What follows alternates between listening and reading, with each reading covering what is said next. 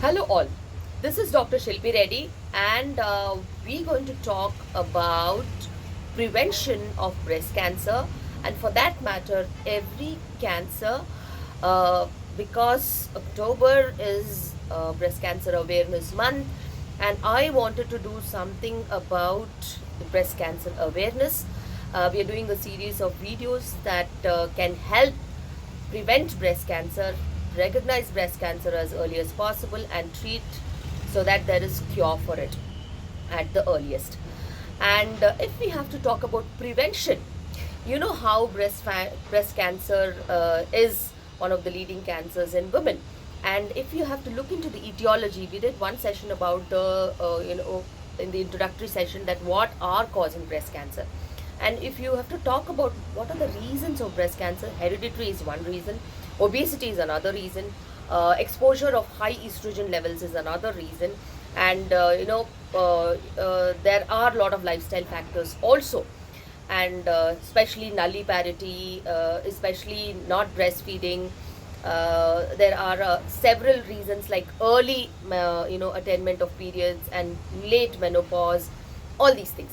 But you know why breast cancer is increasing in the recent days, and previously it used to be somewhere between 50 to 70 years of age, and now breast cancer is between the highest incidence is between say 30 to 50 years of age.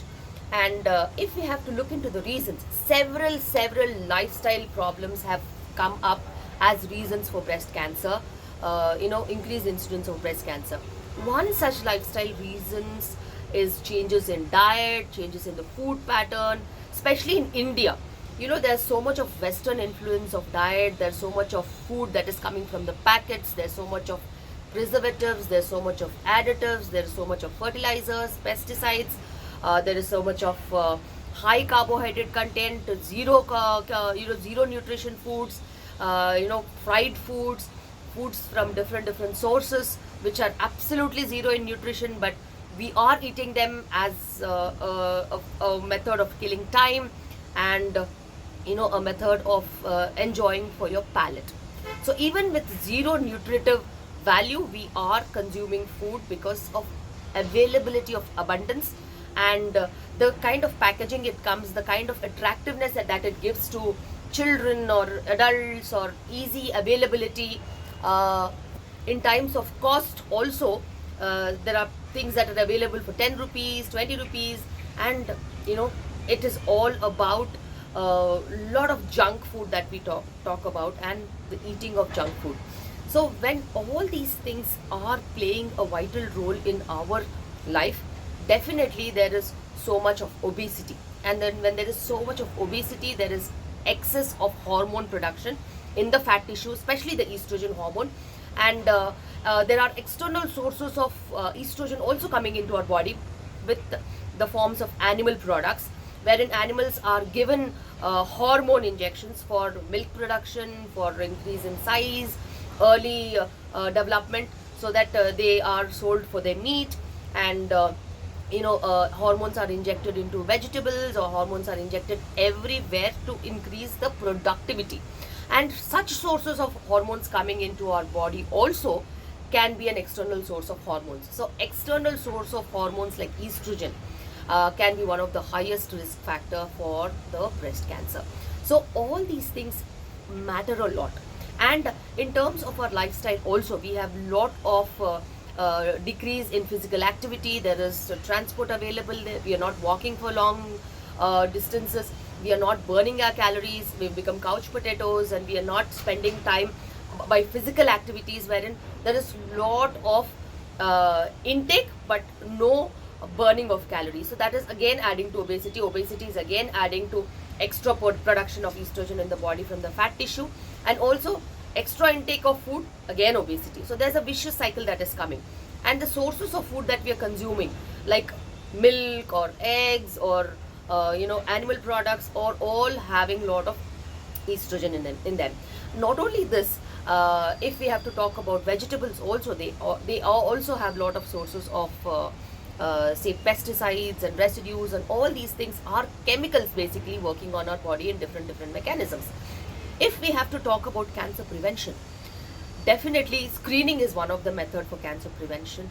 Early recognition and treatment is one of the basis of it. But the grassroots problem of prevention comes when you eat properly, eat the right food, eat at the right time, and assimilate what you have eaten. And if you have healthy, weight, healthy sleep, healthy mind, body, and soul, you would not have any cancers coming into your body. And especially when it comes to breast cancer, I always tell people that anything that gives excess estrogen to your body is not correct. So all what your ancestors used to do, maybe your grandmother or your parents in their early life, like eating sufficient amounts and spending lot of that eaten energy, so that you don't have piled up body fat in you. So, and healthy methods of weight loss, no crash dieting, and healthy gut bacteria that are very good sources of probiotics.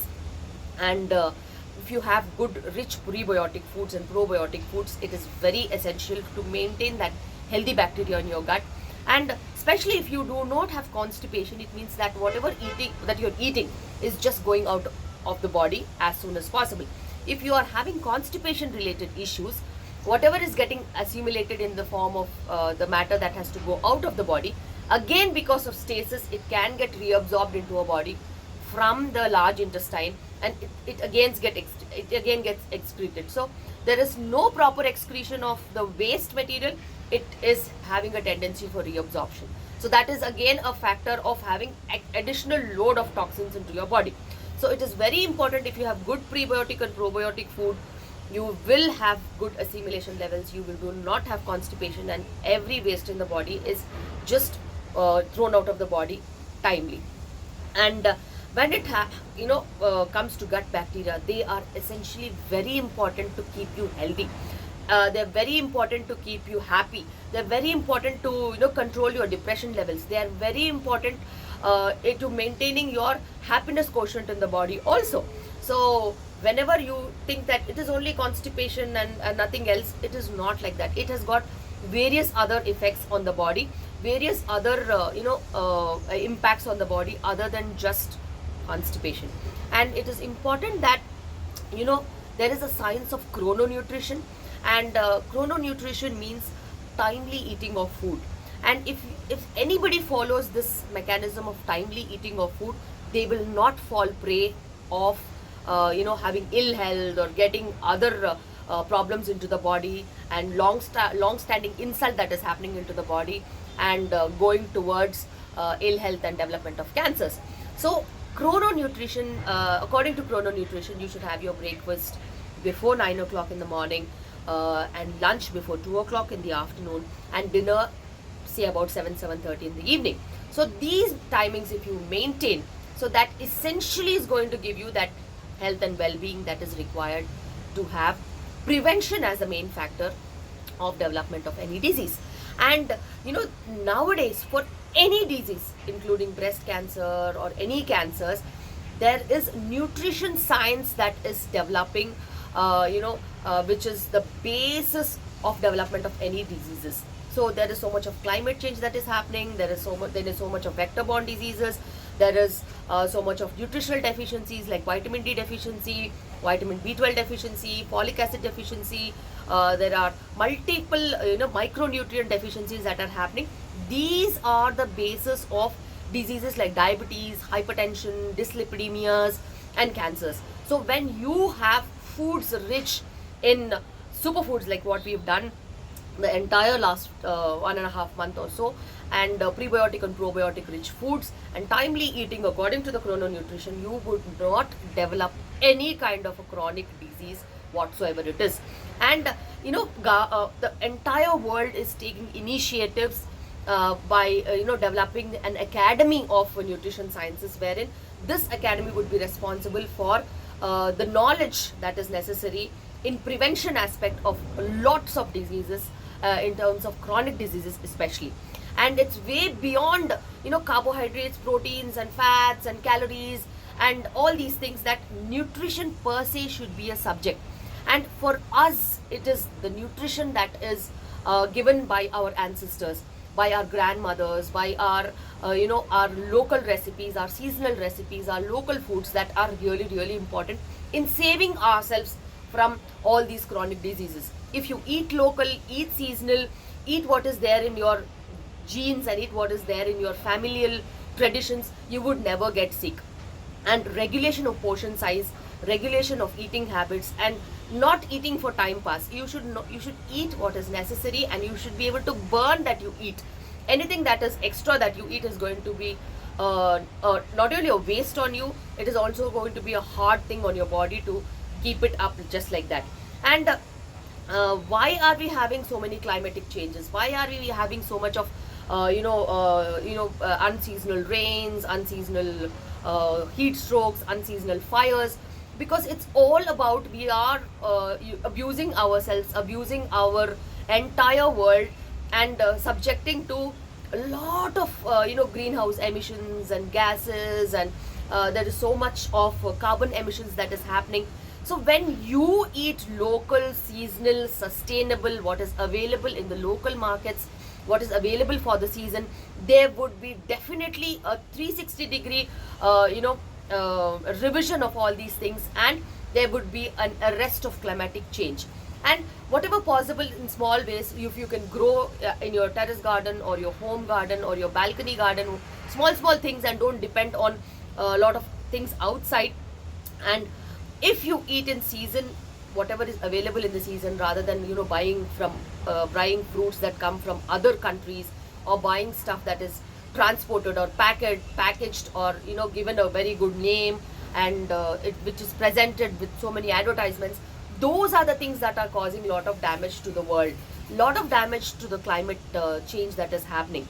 And if you have a sustainable living option, sustainable diet, it gives you good outcomes, especially fighting with cancers like breast cancer, which is more so dependent on estrogen, which is more so dependent on obesity, which is more so dependent on you being single the entire life. If you follow our traditions, if you get timely married, timely have kids, timely breastfeed them, especially the influence of breastfeeding, the positive influence of breastfeeding is going away these days, and people are having tendency to not breastfeeding the children, or breastfeeding for a very small time, because they are having prior commitments, or they are working, or it is that their career is coming at a stake, or they have hundreds of false things that are fed into their brain.